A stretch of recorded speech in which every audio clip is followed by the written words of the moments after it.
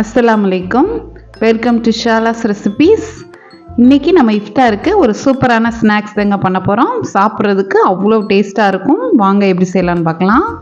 Mixie ஜாரில் வறுத்த நிலக்கடலை 1/4 கப், ஒரு பச்சை மிளகா, கொஞ்சமாக மல்லித்தலை, அது கூட ஒரு சின்ன துண்டு இஞ்சி, முழு மல்லி 1 டீஸ்பூன், 1 டீஸ்பூன் ஜீரகம், 1 டீஸ்பூன் பெருஞ்சீரகம், 1 டீஸ்பூன் மிளகு, 2 கிராம்பு எல்லாத்தையும் நான் பல்ஸ் பண்ணிட்டு வந்துடுறேன். தண்ணி சேர்க்கக்கூடாது, இந்த மாதிரி இருக்கணும். இப்போ இது இருக்கட்டும். ஒரு பேனில் 1 டேபிள் ஸ்பூன் ஆயில், 1 டீஸ்பூன் ஜீரகம், 1 டீஸ்பூன் பெருங்காயம், அது கூட நம்ம பல்ஸ் பண்ணி வச்சுருக்க மசாலாவையும் சேர்த்துடலாம். சேர்த்து இந்த ஆயில்லையே பச்சை வாடை போகிற அளவுக்கு நல்லா குக் பண்ணிக்கோங்க. அடுப்பை லோ ஃப்ளேம்லேயே வச்சு நல்லா குக் பண்ணிக்கோங்க. இந்த மசாலா தான் இந்த ரெசிபி கொஞ்சம் டிஃப்ரெண்ட் டேஸ்ட் கொடுக்கும். இப்போ இதில் 2 உருளைக்கிழங்கு வேக வச்சு மசிச்சு அதையும் சேர்த்துக்கிறேன். நான் என்கிட்ட ஃப்ரோசன் பட்டாணி இருந்துச்சு, அதில் 1/4 கப் சேர்த்துருக்கேன். நீங்கள் நார்மல் ஃப்ரெஷ்ஷாக உள்ள பட்டாணியும் சேர்த்துக்கலாம். அது கூட 1 டீஸ்பூன் உப்பு, 1/4 டீஸ்பூன் மஞ்சள் தூள், 1 டீஸ்பூன் கரம் மசாலா எல்லாத்தையும் சேர்த்து நல்லா மிக்ஸ் பண்ணணும். இந்த மசாலாவும் உருளைக்கிழங்கும் நல்லா மிக்ஸ் ஆகி வரணும். இப்போ ஸ்டஃப் நமக்கு தயாராகிடுச்சு. இதில் கொஞ்சமாக மல்லித்தலை சேர்த்து மிக்ஸ் பண்ணி விட்டுருங்க.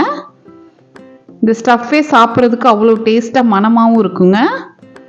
நான் ப்ரெட் ஸ்லைஸ் எடுத்திருக்கேன், அதோடைய ஓரங்களை கட் பண்ணிக்கிடலாம்.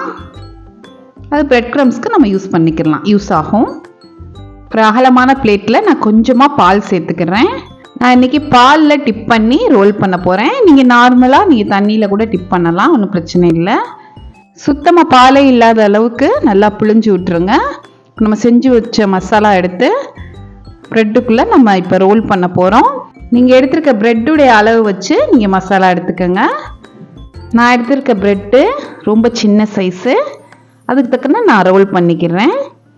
ஃபுல்லாக கவர் பண்ணி விட்டுருங்க, ஸ்டஃப் தெரியாத அளவுக்கு. நான் மீடியம் ஹீட்டில் எண்ணெய் காய வச்சுருக்கேன்.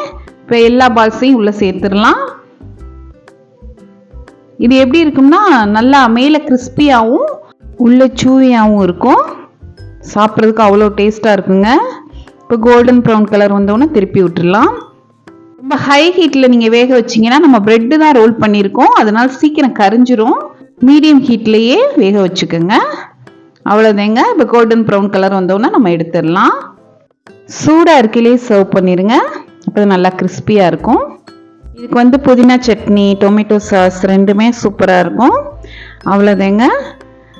இஃப்தாருக்கு நமக்கு சூப்பரான ஸ்நாக்ஸ் தயாராகிடுச்சு. கண்டிப்பாக ட்ரை பண்ணி பாருங்கள்.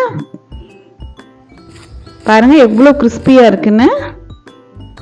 மேலே கிறிஸ்பியாகவும் உள்ள சூயாகவும் இருக்கும். நீங்களும் கண்டிப்பாக ட்ரை பண்ணி பாருங்கள். ரொம்ப ஈஸியான ரெசிபியும் கூட. இந்த ரெசிபி உங்களுக்கு பிடிச்சிருந்துச்சுன்னா லைக் பண்ணுங்கள், ஷேர் பண்ணுங்கள், சப்ஸ்கிரைப் பண்ணுங்கள். இன்ஷா அல்லாஹ் நெக்ஸ்ட் வீடியோவில் பார்ப்போம். தேங்க்ஸ் ஃபார் வாட்சிங். பாய்.